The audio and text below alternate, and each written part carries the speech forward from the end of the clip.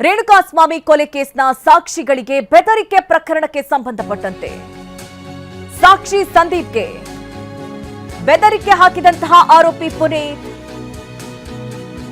ಪುನೀತ್ ಮೂಲಕ ಬೆದರಿಕೆ ಹಾಕಿಸಿದ್ರು ಇಬ್ಬರು. ಅವರು ಯಾರು ಅನ್ನೋದು ಈಗ ಪತ್ತೆಯಾಗಿದೆ. ಕಿರಣ್ ಹಾಗೆ ಗೌರವ್ ಶೆಟ್ಟಿ ಎಂಬುವವರ ಪಾತ್ರ ಈಗ ಬಯಲಾಗಿದೆ. ಉದ್ಯಮಿಗಳಾಗಿದ್ದಾರೆ ಕಿರಣ್ ಹಾಗೆ ಗೌರವ್ ಶೆಟ್ಟಿ. ಕಿರಣ್ ಗೌರವ್ ಕಾನ್ಫರೆನ್ಸ್ ಕಾಲ್ನಲ್ಲಿ ಇದ್ದಿದ್ದು ಪತ್ತೆಯಾಗಿದೆ.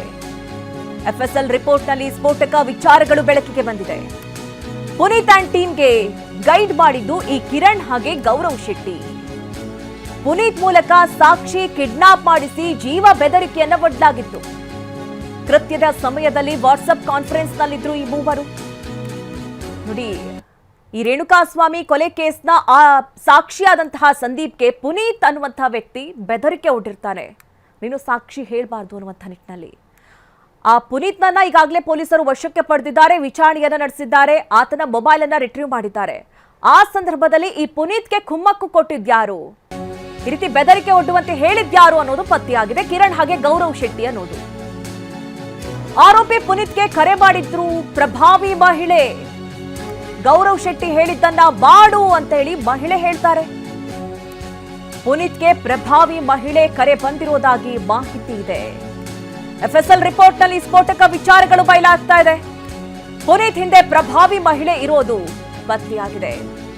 ನೋಡಿ, ಪುನೀತ್ ಸಂದೀಪ್ಗೆ ಕರೆ ಮಾಡ್ತಾನೆ,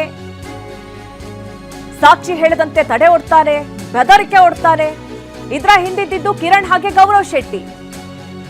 ಅದಾದ ನಂತರದಲ್ಲಿ ಪ್ರಭಾವಿ ಮಹಿಳೆಯೊಬ್ರು ಪುನೀತ್ಗೆ ಕರೆ ಮಾಡ್ತಾರಂತೆ. ಕರೆ ಮಾಡಿ ಗೌರವ್ಗೆ ಏನ್ ಹೇಳಿದ್ದಾನೆ ಅದನ್ನ ಮಾಡು ಅಂತ ಹೇಳಿದ್ದಾರೆ. ಹಾಗಾದ್ರೆ ಯಾರ ಪ್ರಭಾವಿ ಮಹಿಳೆ? ಇದು ಪ್ರಶ್ನೆಗೆ ವ್ಯಕ್ತವಾಗಿದೆ. ಈ ಬಗ್ಗೆ ಹೆಚ್ಚಿನ ಡೀಟೇಲ್ಸ್ ಅನ್ನ ನೀಡ್ತಾರೆ ನಮ್ಮ ಪ್ರತಿನಿಧಿ ಪ್ರಜ್ವಲ್. ನೇರ ಸಂಪರ್ಕದಲ್ಲಿ ನಮ್ಮನ್ನ ಜಾಯ್ನ್ ಆಗ್ತಾ ಇದ್ದಾರೆ. ಪ್ರಜ್ವಲ್, ಇಲ್ಲಿ ಗಮನಿಸ್ತಾ ಇರೋ ಹಾಗೆ ಸಾಕ್ಷಿ ಸಂದೀಪ್ಗೆ ಬೆದರಿಕೆ ಹೊಡೆದಂತಹ ಪುನೀತ್ ಈಗ ಪೊಲೀಸರ ವಶದಲ್ಲಿದ್ದಾರೆ. ಆತನಿಗೆ ಕುಮ್ಮಕ್ಕು ಕೊಟ್ಟಿದ್ಯಾರು, ಇದನ್ನ ಹೇಳಿದ್ಯಾರು ಅನ್ನುವಂತಹ ವಿಚಾರದಲ್ಲಿ ತನಿಖೆ ನಡೆದಂತ ಸಂದರ್ಭದಲ್ಲಿ ಈ ಇಬ್ಬರ ಪಾತ್ರ, ಕಿರಣ್ ಹಾಗೆ ಗೌರವ್ ಪಾತ್ರ ಗೊತ್ತಾಗಿದೆ. ಜೊತೆಗೆ ಪ್ರಭಾವಿ ಮಹಿಳೆಯೊಬ್ರು ಕೂಡ ಕರೆ ಮಾಡಿ ಹೇಳಿದ್ದನ್ನ ಮಾಡು ಅನ್ನುವಂಥ ರೀತಿಯಲ್ಲಿ ಮಾತನಾಡಿದ್ದಾರೆ ಅನ್ನೋದು. ಈ ವಿಚಾರಕ್ಕೆ ಸಂಬಂಧಪಟ್ಟಂತೆ ಏನ್ ಡೀಟೇಲ್ಸ್ ಸಿಗ್ತಾ ಇದೆ? ಸದ್ಯ ಕಿರಣ್ ಹಾಗೆ ಗೌರವ್ ಪತ್ತೆಯಾಗಿದ್ದಾರಾ, ಪೊಲೀಸರ ವಶದಲ್ಲಿದ್ದಾರಾ, ಏನ್ ಡೀಟೇಲ್ಸ್ ಸಿಗ್ತಾ ಇದೆ ಪ್ರಜ್ವಲ್? ಮಧು, ಈಗಾಗಲೇ ಪ್ರಕರಣ ದಾಖಲಾಗಿ ಹಲವು ದಿನಗಳು ಕಳೆದಿದೆ. ಪ್ರಕರಣ ದಾಖಲಾದ ಪ್ರಾಥಮಿಕ ಹಂತದಲ್ಲೇ ಪುನೀತ್ ಸೇರಿದಂತೆ 3 ಜನ ಆರೋಪಿಗಳ, ಪುನೀತ್, ಸುಹಾಸ್, ವೇಣು ಅಂತೇಳಿ 3 ಜನ ಆರೋಪಿಗಳ ಬಂಧನ ಮಾಡಿದ್ರು.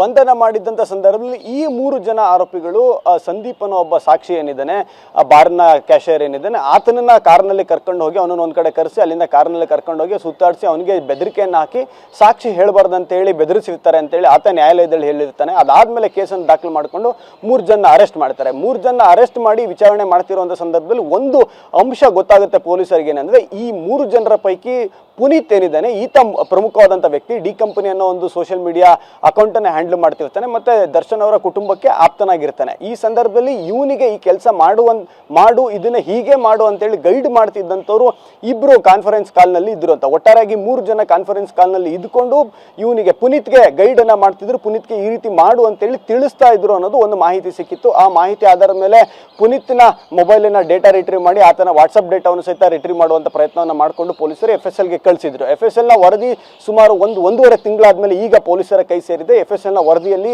ಆ ಕಾನ್ಫರೆನ್ಸ್ ಕಾಲ್ನಲ್ಲಿ ಇದ್ದಿದ್ದು ಕಿರಣ್ ಮತ್ತೆ ಗೌರವ್ ಶೆಟ್ಟಿ ಅಂತೇಳಿ ಗೊತ್ತಾಗಿದೆ. ಗೌರವ್ ಶೆಟ್ಟಿ ಯಾರು ಅಂತಂದ್ರೆ ಆತ ಒಂದು ಉದ್ಯಮಿ, ಸಂಜಯನಗರ ಭಾಗದಲ್ಲಿ ವಾಸವನ್ನ ಮಾಡ್ತಾನೆ. ಆತ ಮತ್ತೆ ಕಿರಣ್ ಅಂತೇಳಿ ಇನ್ನೊಬ್ಬ ಏನಿದ್ದಾನೆ, ಇವರಿಬ್ರು ಕೂಡ ಪೊಲೀಸರು ಮುಂದಿನ ದಿನಗಳಲ್ಲಿ ವಶಕ್ಕೆ ಪಡೆದು ವಿಚಾರಣೆ ಮಾಡಬೇಕಾಗುತ್ತೆ. ಅಥವಾ ಈ ಹಿಂದೆ ಪುನೀತ್ನ ಅರೆಸ್ಟ್ ಮಾಡಿದ ಲೆಕ್ಕಾಚಾರವನ್ನ ನೋಡಿದ್ರೆ ಇವ್ರನ್ನು ಕೂಡ ಬಂಧನ ಮಾಡಬೇಕಾಗುತ್ತೆ. ಅದು ಇನ್ವೆಸ್ಟಿಗೇಷನ್ ಟೀಮ್ ಏನ್ ಕಾಲ್ ತಗೋಬೇಕು ನೋಡುತ್ತೆ. ಆದ್ರೆ ಈ ಎಲ್ಲಾ ಕೆಲಸ ನಡೆಯೋದಕ್ಕಿಂತ ಮುಂಚೆ ಗೌರವ್ ಶೆಟ್ಟಿ ಪುನೀತ್ ಇಬ್ರು ಕಮ್ಯುನಿಕೇಟ್ ಮಾಡೋಕ್ಕಿಂತ ಮುಂಚೆ ಈ ಪುನೀತ್ಗೆ ಒಬ್ಳು ಮಹಿಳೆ ಕರೆಯನ್ನ ಮಾಡಿ ಗೌರವ್ ಶೆಟ್ಟಿ ಅನ್ನೋ ವ್ಯಕ್ತಿ ಕಾಲ್ ಮಾಡ್ತಾನೆ. ಆತ ಹೇಳಿದಂತೆ ಕೆಲಸವನ್ನ ಮಾಡು ಅನ್ನೋದನ್ನ ತಿಳಿಸಿರ್ತಾರೆ, ಮತ್ತೆ ಅವನು ಹೇಳಿದನ್ನ ಕೇಳು ಅನ್ನೋ ರೀತಿಯಲ್ಲಿ ಕನ್ವಿನ್ಸ್ ಸಹಿತ ಮಾಡಿರ್ತಾನೆ ಅನ್ನೋದು ತನಿಖೆ ವೇಳೆ ಗೊತ್ತಾಗಿದೆ. ಆದ್ರೆ ಇನ್ನೊಂದು ಟೆಕ್ನಿಕಲ್ ರಿಪೋರ್ಟ್ ಒಂದು ಪೊಲೀಸರಿಗೆ ಬರಬೇಕು, IPDR ಅಂತೇಳಿ ಒಂದು ಟೆಕ್ನಿಕಲ್ ರಿಪೋರ್ಟ್ ಬರಬೇಕು. ಆ ರಿಪೋರ್ಟ್ ಬಂದ್ರೆ ಕಿರಣ್ ಜೊತೆಗೆ ಗೌರವ್ ಶೆಟ್ಟಿ ಜೊತೆಗೆ ಆ ಮಹಿಳೆ ಮಾತಾಡಿದಂಥದ್ದು ಯಾರು, ಮತ್ತೆ ಅದ್ರ ಜೊತೆಗೆ ಪುನೀತ್ಗೆ ಆ ಮಹಿಳೆ ಮಾತಾಡಿದಂಥದ್ದು ಯಾರು, ಇದೆಲ್ಲ ಫಿಸಿಕಲಿ ಒಂದಷ್ಟು ನಂಬರ್ಸ್ಗಳು ಟ್ಯಾಲಿ ಆಗಬೇಕು. ಟೆಕ್ನಿಕಲಿ ಅವರೆಲ್ಲರನ್ನು ಕನೆಕ್ಟ್ ಮಾಡುವಂಥದ್ದಾಗಬೇಕು. ಆ ಸಂದರ್ಭದಲ್ಲಿ ಆ ಮಹಿಳೆಗೂ ಸಹಿತ ಪೊಲೀಸರು ನೋಟಿಸ್ ಕೊಟ್ಟು ಅಥವಾ ಬೇರೆ ರೀತಿಯಲ್ಲಿ ಕಾನೂನು ಕ್ರಮವನ್ನು ಕೈಗೊಂಡು ವಿಚಾರಣೆಗೆ ಒಳಪಡಿಸುವಂತ ಸಾಧ್ಯತೆ ಇರುತ್ತೆ. ಆದರೆ ಇಷ್ಟು ದಿನ ತನಕ ಮೋಸ್ಟ್ ಆಂಟಿಸಿಪೇಟೆಡ್ FSL ರಿಪೋರ್ಟ್ ಏನಿತ್ತು, ಇವರಿಬ್ಬರ ಪಾತ್ರ, ಇವನಿಗೆ ಕಾನ್ಫರೆನ್ಸ್ ಕಾಲಲ್ಲಿ ಇದ್ದವ್ರು ಯಾರು, ಇದ್ದುಕೊಂಡು ಗೈಡ್ ಮಾಡ್ತಿದ್ದವ್ರು ಯಾರು ಅನ್ನೋ ಪ್ರಶ್ನೆ ಏನಿತ್ತು, ಆ ಪ್ರಶ್ನೆಗೆ ಈಗ ಸೈಂಟಿಫಿಕ್ ಆಗಿ ಪೊಲೀಸರಿಗೆ ಅಧಿಕೃತವಾಗಿ ಉತ್ತರ ಸಿಕ್ಕಿದೆ. ಮಧು. ಓಕೆ ಪ್ರಜ್ವಲ್, ಥ್ಯಾಂಕ್ ಯು ನಿಮ್ಮೆಲ್ಲ ಡೀಟೇಲ್ಸ್ಗಾಗಿ. ನಾವು ನೋಡ್ತಾ ಇರೋ ಹಾಗೆ ನೀವೇನು ಫೋಟೋದಲ್ಲಿ ಗಮನಿಸ್ತಾ ಇದ್ದೀರಿ, ಈ ಭಾಗದಲ್ಲಿ ಆತ ಗೌರವ್ ಶೆಟ್ಟಿ, ಈ ಇಬ್ಬರು ಏನು ಕುಮ್ಮಕ್ಕು ಕೊಟ್ಟಿದ್ರು, ಪುನೀತ್ಗೆ ಕರೆ ಮಾಡಿ ವಿಡಿಯೋ ಕಾನ್ಫರೆನ್ಸ್ನಲ್ಲಿ ಭಾಗಿಯಾಗಿ ಸಂದೀಪ್ಗೆ ಬೆದರಿಕೆ ಒಡ್ಡುವಂತೆ ಹೇಳಿದ್ರು, ಅದರಲ್ಲಿ ಒಬ್ಬ ಆತ ಗೌರವ್ ಶೆಟ್ಟಿ. ಇನ್ನು ದರ್ಶನ್ ಪಕ್ಕ ಏನು ಗಮನಿಸ್ತಾ ಇದ್ದೀರಿ, ಆತ ಪುನೀತ್.